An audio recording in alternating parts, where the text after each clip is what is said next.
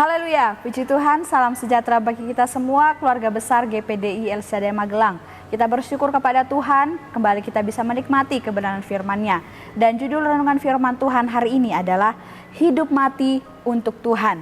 Kita buka bersama Alkitab kita di dalam Roma 14 ayat 7 sampai ayat 8. Sekali lagi Roma 14 ayat 7 sampai ayat 8. Demikian bunyi firman Tuhan. Sebab tidak ada seorang pun di antara kita yang hidup untuk dirinya sendiri, dan tidak ada seorang pun yang mati untuk dirinya sendiri. Sebab jika kita hidup untuk Tuhan, dan jika kita mati untuk Tuhan. Jadi baik hidup atau mati, kita adalah milik Tuhan. Puji Tuhan, Bapak Ibu, saudara-saudari yang diberkati oleh Tuhan. Jika kita melihat dalam perikop ini, dalam pasal 14 dengan judul perikop Jangan Menghakimi Saudaramu, ada peristiwa yang terjadi di dalamnya di mana Rasul Paulus hadir untuk menengahi dan menasihati orang-orang percaya pada saat itu. Karena adanya perselisihan yang disebabkan oleh perbedaan pendapat serta tata cara hidup jemaat yang berbeda-beda pada saat itu. Nah, oleh sebab itu mereka saling menghakimi antara satu jemaat dengan jemaat yang lain. Dan Rasul Paulus mengambil cara yang bijak dalam menjelaskan dan juga menyelesaikan perselisihan ini, yaitu dengan mengajak semua orang percaya pada saat itu untuk berkumpul, ya. Mereka yang sedang berselisih paham, mereka dibawa untuk berkumpul bersama, membahas dan juga menyelesaikan perselisihan tersebut.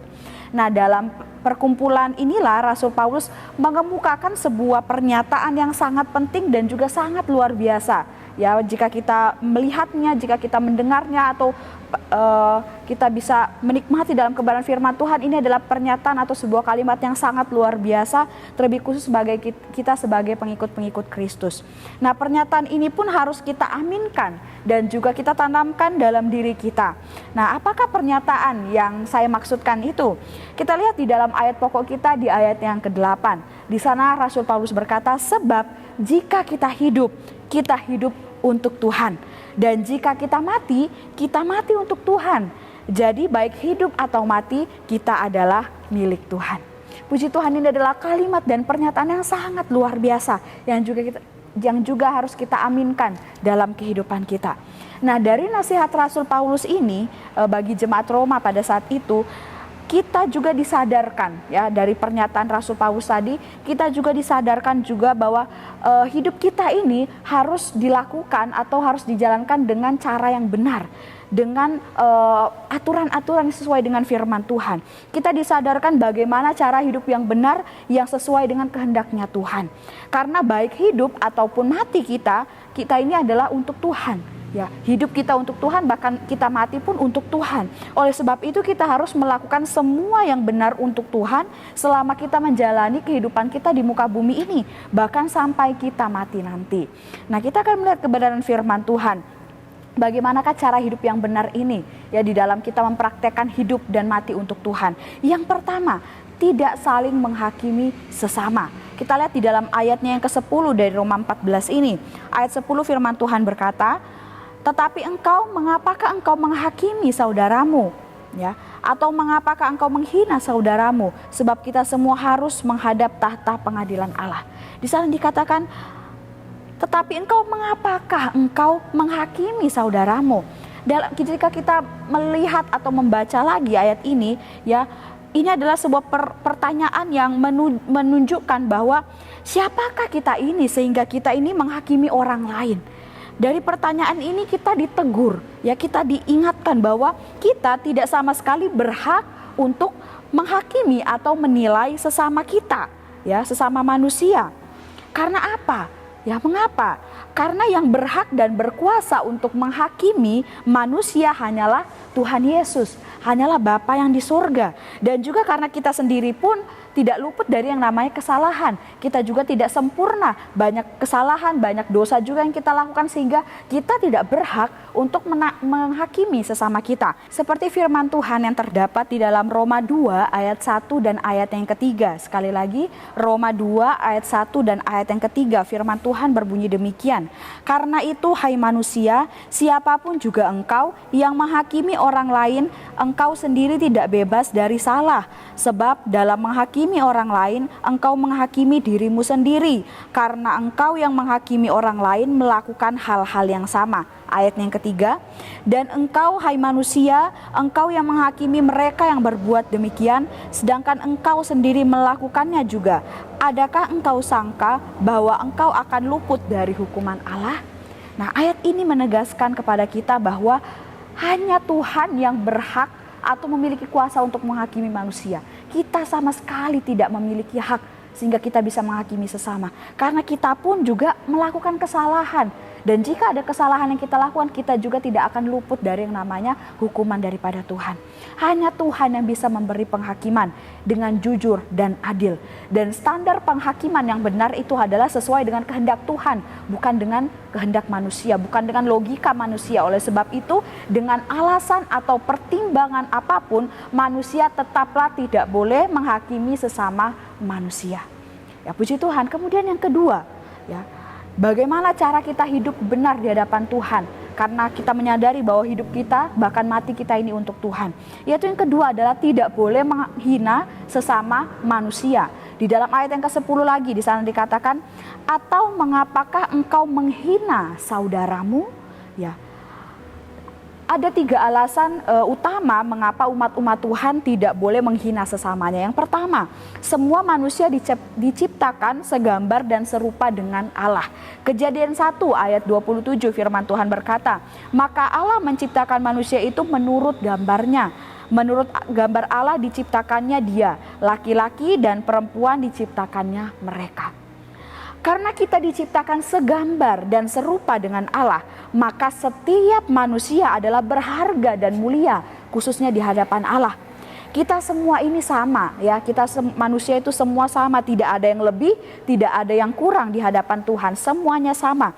Jadi kita harus memperlakukan sesama kita, orang-orang lain juga, siapapun dia, dengan latar belakang suku, budaya, agama, atau warna kulit, atau hal-hal yang lainnya, ya, yang latar belakangi seseorang. Kita harus memperlakukannya dengan hormat. Ya, kita menghargai, kita mengasihi setiap orang, ya, karena kita sama semuanya di hadapan Tuhan. Kita adalah manusia yang merupakan ciptaan Allah yang berharga dan mulia. Oleh sebab itu jangan sampai kita menghakimi dan juga menghina sesama kita. Kemudian alasan yang kedua mengapa kita umat-umat Tuhan tidak boleh menghina sesama, yaitu adalah semua orang ini sama, ya, setara di hadapan Allah. Galatia 3 ayat 28, ya, Galatia 3 ayat 28, dalam hal ini tidak ada orang Yahudi atau orang Yunani, tidak ada hamba atau orang merdeka, tidak ada laki-laki atau perempuan, karena kamu semua adalah satu di dalam Kristus Yesus.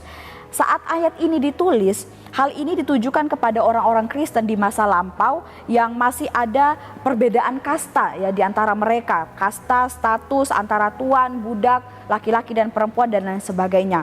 Namun semua itu sebenarnya tidak berarti, ya, di hadapan Tuhan, karena bagi Tuhan semua itu sama, semua itu setara. Apapun status sosialnya, apapun kebangsaannya, semuanya adalah saudara di dalam Tuhan. Tidak ada yang mentang-mentang dia bangsawan, ini rakyat pribumi, orang biasa, kemudian nilainya berbeda. Tidak, semuanya sama di hadapan Tuhan. Mau itu presiden, wakil presiden, rakyat biasa, semuanya sama, setara di hadapan Tuhan. Oleh sebab itu kita tidak boleh menghina sesama kita. Kemudian yang ketiga, mengapa kita tidak boleh menghina sesama kita, yaitu adalah karena kita diperintahkan Tuhan untuk saling mengasihi. Matius 22 ayat 39, dan hukum yang kedua yang sama dengan itu ialah kasihilah sesamamu manusia seperti dirimu sendiri. Kasih tidak memandang latar belakang sosial, budaya, agama, warna kulit, atau siapapun orang itu. Kasih itu berlaku kepada semua orang, seperti Tuhan. Kasihnya berlaku kepada banyak orang, kita pun juga harus mempraktekkan kasih yang sama.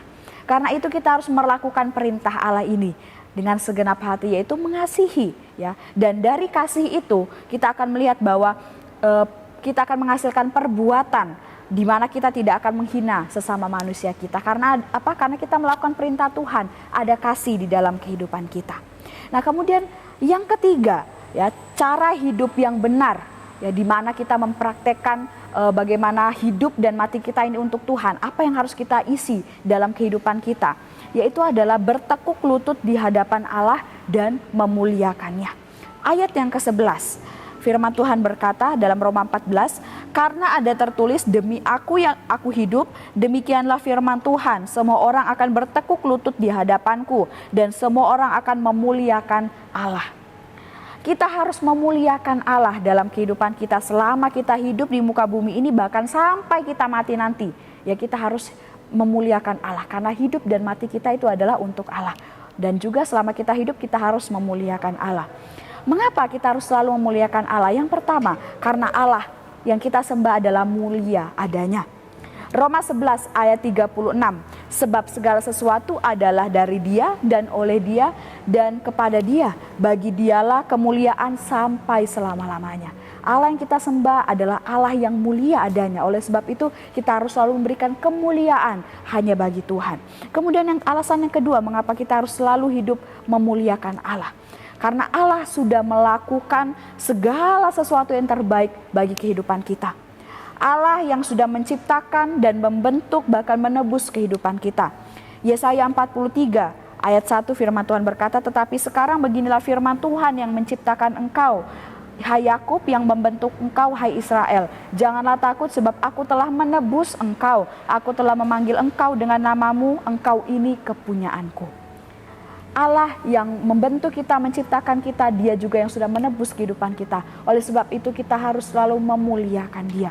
Kemudian yang kedua, karena Allah sudah melakukan hal yang begitu baik dalam kehidupan kita. Selain Allah menciptakan, membentuk dan menebus kita, Allah juga sudah menyertai kehidupan kita. Bahkan Allah yang selalu menyertai kehidupan kita bahkan sampai kepada akhir zaman. Yesaya 43 ayat 2, apabila engkau menyeberang melalui air, aku akan menyertai engkau. Atau melalui sungai-sungai, engkau tidak akan dihanyutkan. Apabila engkau berjalan melalui api, engkau tidak akan dihanguskan, dan nyala api tidak akan membakar engkau. Ini adalah penyertaan Tuhan. Oleh sebab itu kita harus selalu memuliakan Dia, karena Allah yang selalu menyertai kehidupan kita. Kemudian mengapa kita harus selalu memuliakan Allah? Yaitu adalah karena kita diciptakan untuk kemuliaannya. Oleh sebab itu semua aspek kehidupan kita lakukan, kita persembahkan untuk memuliakan Allah. Puji Tuhan, Tuhan Yesus memberkati kita semua. Kiranya melalui firman Tuhan hari ini menyadarkan kita, mengingatkan kita bahwa kita hidup dan kita mati itu untuk Tuhan. Oleh sebab itu isilah kehidupan kita dengan cara hidup yang benar di hadapan Tuhan, supaya kehidupan kita senantiasa memberikan kemuliaan hanya bagi Tuhan. Mari kita sama-sama akhiri renungan firman Tuhan pada hari ini dengan berdoa. Terima kasih Tuhan, kami bersyukur buat anugerah-Mu, buat kasih-Mu yang besar. Bahkan kami bersyukur buat firman Tuhan yang kami dengarkan pada hari ini. Kiranya firman-Mu itu menjadi kekuatan, bahkan pedoman dalam kehidupan kami, menuntun setiap kami untuk semakin hidup berkenan di hadapan-Mu. Terima kasih Tuhan, Kau berkati seluruh sidang jemaat Tuhan yang ada di GPD LSD Magelang, supaya hidup semakin setia, melekat hanya kepada Tuhan Yesus. Terima kasih Bapa. Tuhan, tolonglah agar persekutuan keluarga besar GPDI LSD Magelang di dalam iman turut mengerjakan pengetahuan akan yang baik untuk Kristus. Kami aminkan setiap firman-Mu ini dalam kehidupan kami Tuhan. Ini doa kami bersyukur, kami sudah terima kebenaran firman-Mu dengan penuh sukacita. Dalam nama Yesus, haleluya, amin.